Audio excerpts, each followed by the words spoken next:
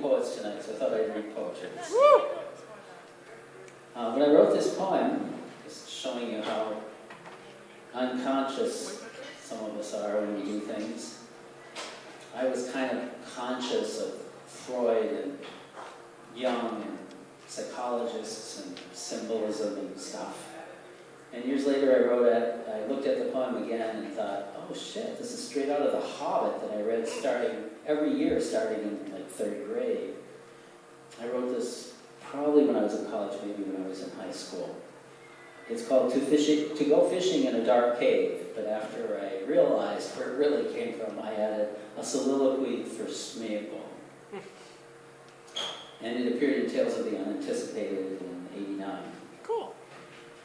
To go fishing in a dark cave, tunnel secretly between the mountain's feet to where a silent stream bars passage. Sit there, toes tingling just above the surface, fingers on the line's pulse, waiting the tremor of the sudden hook. In the dark, what strange and bulbous-eyed thoughts may snag on a line of thinking, wrestle with the will a moment, and be gone forever.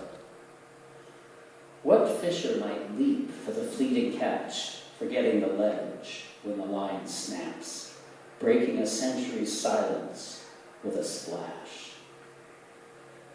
And caught in the current, find the fish bigger than he thought.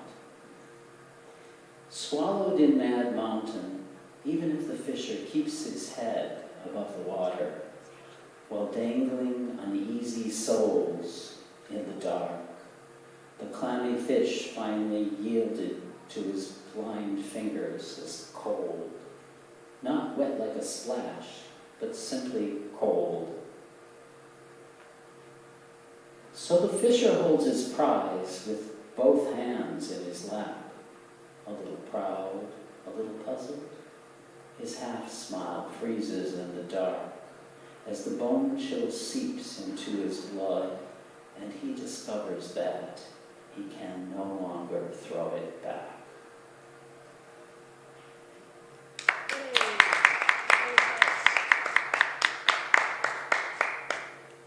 4 years ago, I was in a class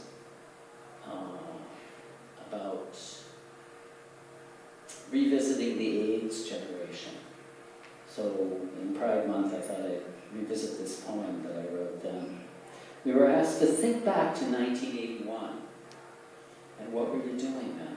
So a lot of you probably weren't born yet, but for those of us who were, I had just moved into a new energy-efficient house on Selby Avenue in St. Paul. I titled this Acrobats Over Amaranths.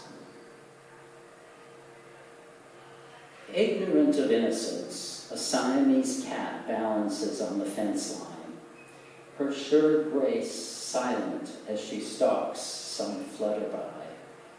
A leash trails from her throat into a hortus conclusus set apart from the city neighborhood by townhouses, condominiums, gentrified social experiments. Beneath her certain feet, her delicate steps. Bloom roses, sun-bright cosmos, amaranths, larkspurs, swarming columbines, violets, marigolds, their dusky tang sharp in the quiet air. Calm, completed, undisturbed by birds' hum and bees' hymns. Over the wall, a dark silhouette leaps like Satan, making hardly a sound.